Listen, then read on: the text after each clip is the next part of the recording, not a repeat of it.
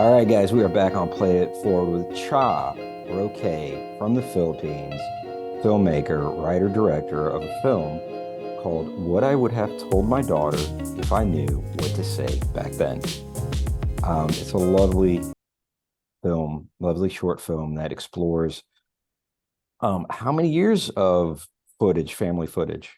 13 years of family footage. 13 years of family footage. And it's a very loving, tender tribute from a mother to her daughter, to her child. And it's just a beautiful thing for a parent to have done for their child. Before I ask you the three questions on Play It Forward, would you like to introduce yourself, your background, filmmaking, any sort of thing you might like to share about yourself in the movie? Yeah, so I am Roque. I am from the Philippines. I've been making films for more than a decade now. I started way back in college, and then I tried to continue making as much films as I can. So a lot of my films are very personal and experimental as well. Um, and I do most of the work I do are advocacy films. So they are about the issues that I care for and are close to my heart. So this film that I've shared is one of the most, not really one of the most, but the most personal piece I've made so far. So there. Thank you, Cha. The first question to Play It Forward is, where did that idea or vision, that tiny, tiny kernel of inspiration that first popped into your consciousness that said, hey, I want to make a movie about this? What was that? Where did it come from?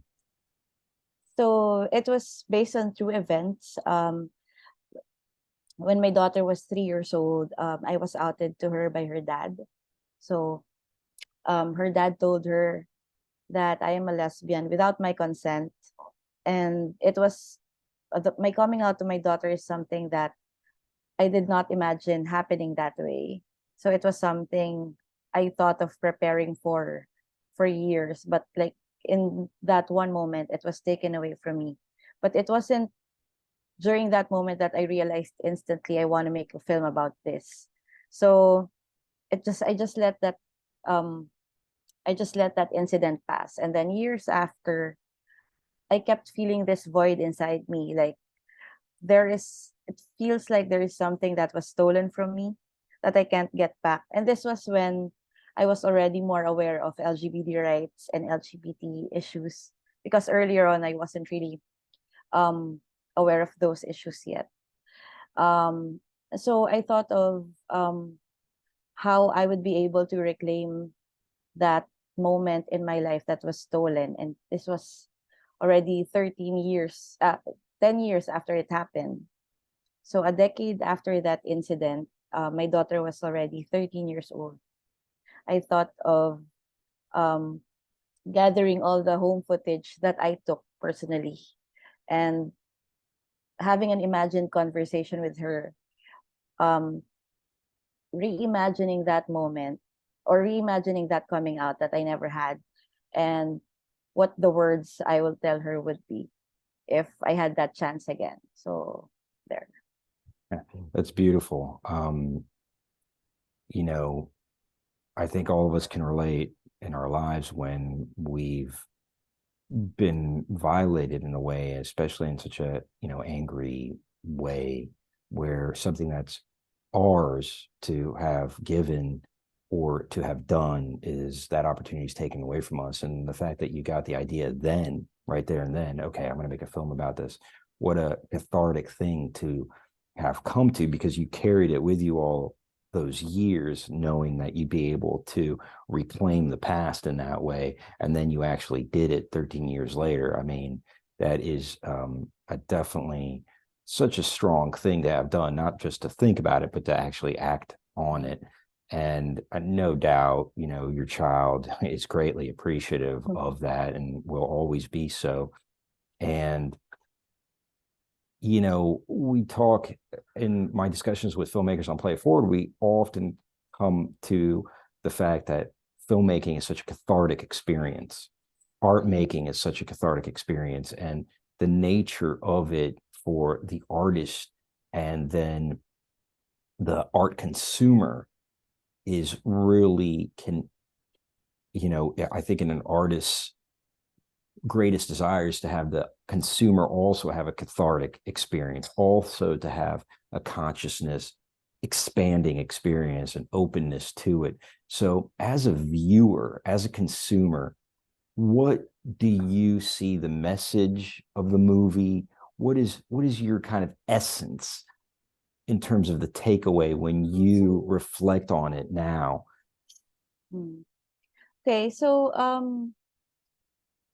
the secondary message that I wanted to convey, aside from the ultimate objective of reclaiming that coming out symbolically, is that I also wanted people to see how my child grew up, because there is a lot of misconceptions about non-traditional families, and some of the straight people who have seen the film have approached me and said, that's the same way my daughter grew up, or that's the same way my son grew up. And that's the point. Like, our the non-traditional families are not really that different. It's just, having a different set of parents or different family setup. But like ultimately it's love that makes a family. So it's, I want the film to like to try to validate that kind of love and that kind of family setup that we don't usually see.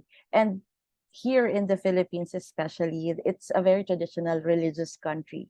So I wanted to, show how what a non-traditional family looks like from, from the inside. And it's surprisingly, I didn't really expect the film to be that relatable to a lot of people at first, because it was very personal, and like it's just really the face of my daughter growing up. But I think that's also the wonder of cinema. It brings us together.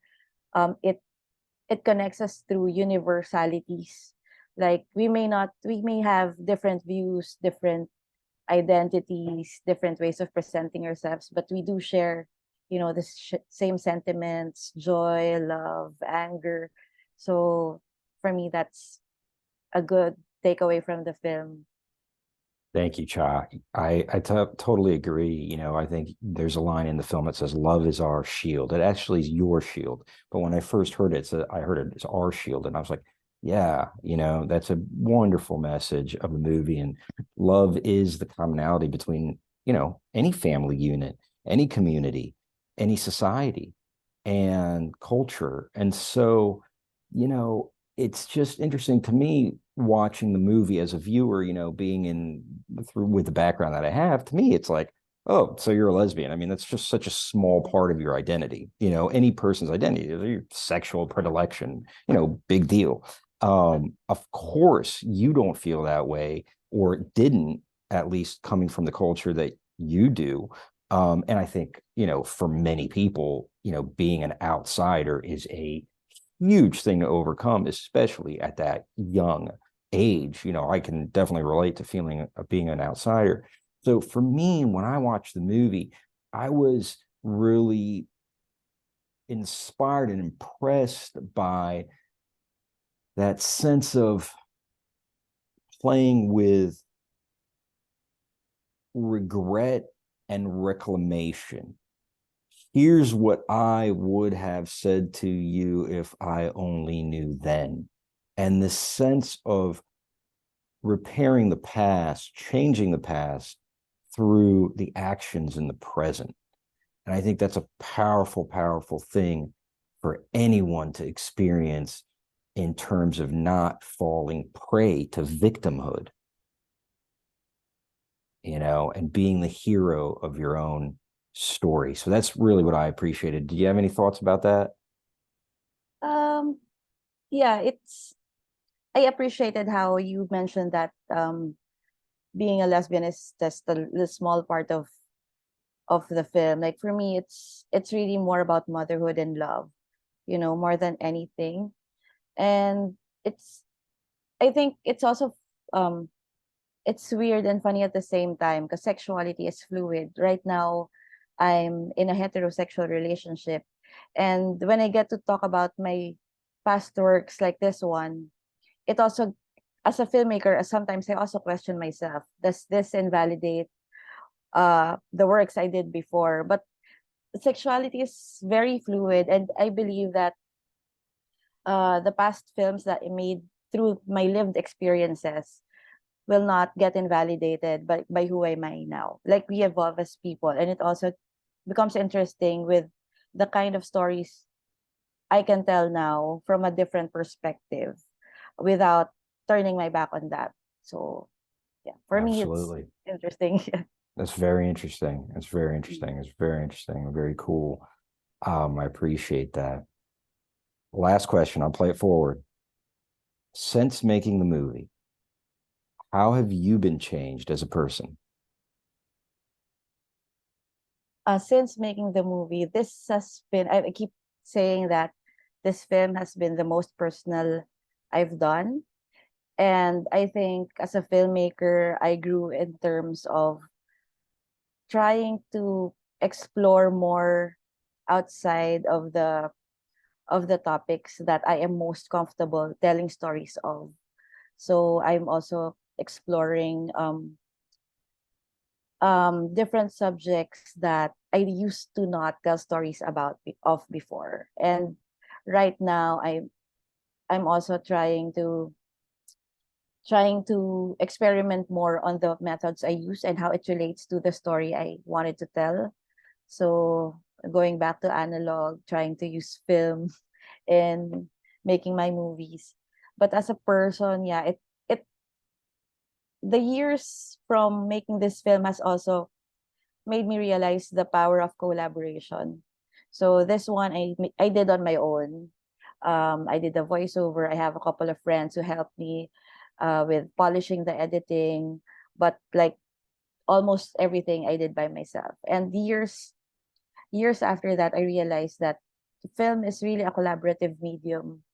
It really brings in more value to sit down with a group of people you trust and you respect in terms of creativity, and put ideas together and come up with an even better work of art. So yeah. That's awesome, Cha. I hear a couple things in what you said. I hear courage. I hear you've been changed and have become more courageous to explore the topics that are most threatening and challenging. And I think that's, where the richness is. The richness lies in exposing, shining a light on those mysterious, dark places and bringing that to people and helping them see that. And then collaboration is a wonderful thing to come to in terms of an open economy, artistic economy. It's a wonderful place to work with people like that you trust, and it absolutely takes the art to the next level.